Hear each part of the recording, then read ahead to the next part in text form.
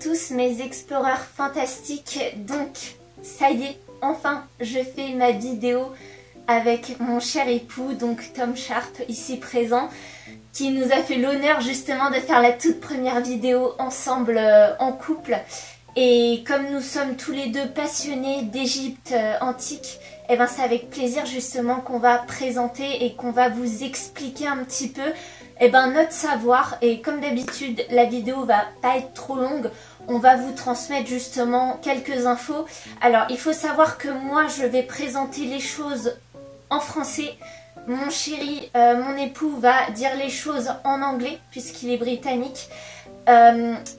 Le texte sera pas similaire, mais on va dire exactement la même chose, d'accord? Donc il n'y aura pas besoin spécialement de... J'allais dire translate, traduction, j'ai même oublié le mot en français. Et si de toute façon il a des choses à dire en plus, mais que je n'ai pas dit, ça sera, ne vous inquiétez pas, il y aura des sous-titres pour ça, voilà. Donc on va commencer, donc le sujet qu'on va aborder ensemble, c'est le dieu Ré avec Seth. Donc on va justement commencer par intégrer Ré en expliquant qui il est exactement. Après nous allons aborder qui est Seth exactement. Et puis on va vous raconter un petit peu c'est quoi exactement le lien qu'ils ont ensemble, d'accord? Je vais commencer. Alors, il faut savoir que Ré, en fait, il est... Pour nous, c'est Dieu dans la Bible. Vous allez voir qu'il y a des choses qui sont très similaires. Pour les Égyptiens, Ré ou Ra, mais on va dire Ré dans cette vidéo, était le dieu soleil. D'ailleurs, il est souvent représenté avec une tête de faucon et un disque céleste, un disque solaire. On va plutôt dire ça comme ça. Et les Égyptiens, lorsqu'on voyait justement ce fameux disque solaire sur les hiéroglyphes, étaient représentés comme l'œil justement de Ra.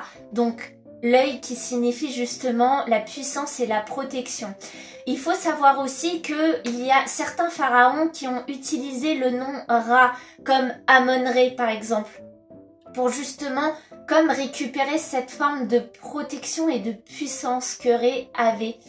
Il y a des similitudes avec la Bible lorsque notre Dieu justement a créé Adam et Ève. Il faut savoir que le dieu Ré a créé deux dieux, donc Tefnut et Sou ou Chou. Je suis désolée si je le prononce mal, mais je vais vous les noter juste ici. Et ils ont commencé justement aussi à prendre vie et à respirer avec le souffle justement, comme Dieu a fait avec Adam quand il a soufflé dans le nez. C'est similaire, c'est assez similaire. Il a créé l'humanité avec ses larmes, d'après ce qui est raconté. Les deux signes qui est représenté pour le dieu Ré, il s'agit en fait du faucon et de l'abeille. Ce sont deux signes, les animaux totems du dieu Ré.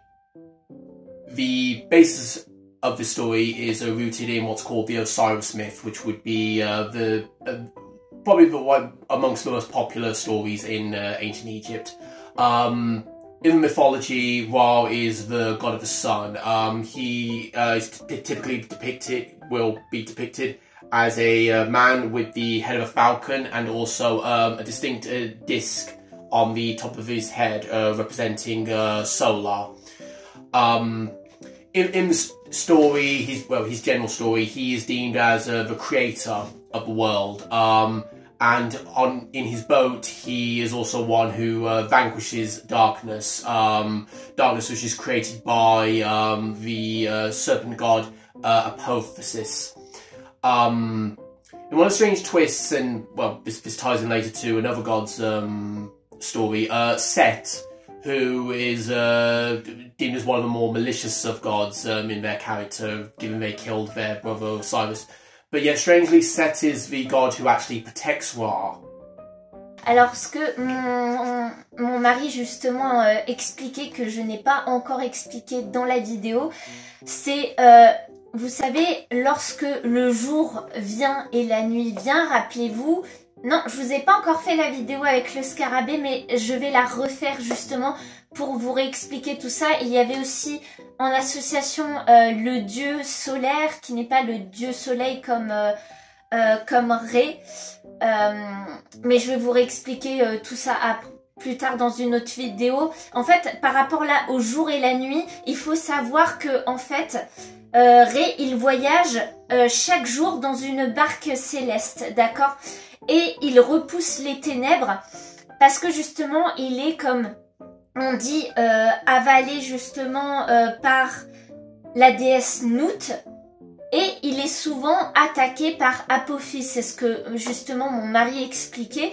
Il est attaqué par Apophis, donc le serpent des ténèbres, pour justement chasser la nuit et faire en sorte que le jour reprenne.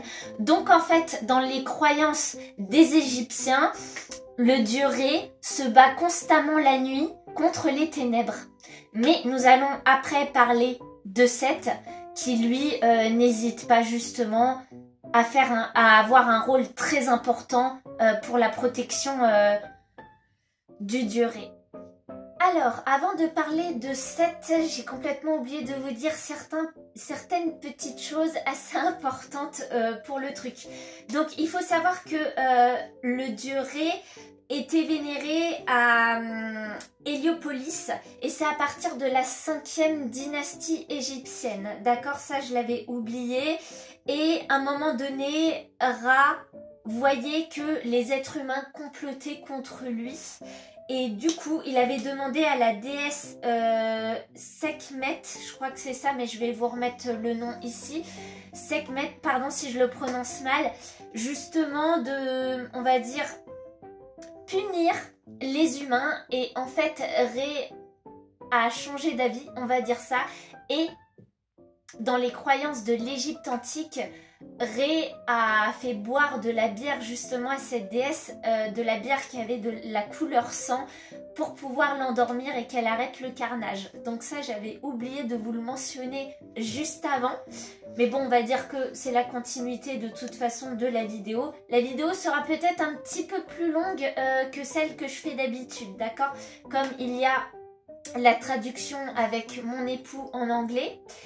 Et il faut savoir que, vous savez, quand je vous ai dit que la déesse Nout avalait justement le dieu Ré, le dieu soleil, pour le plonger dans l'obscurité, donc la nuit, il faut savoir que Nout a un lien avec justement Seth.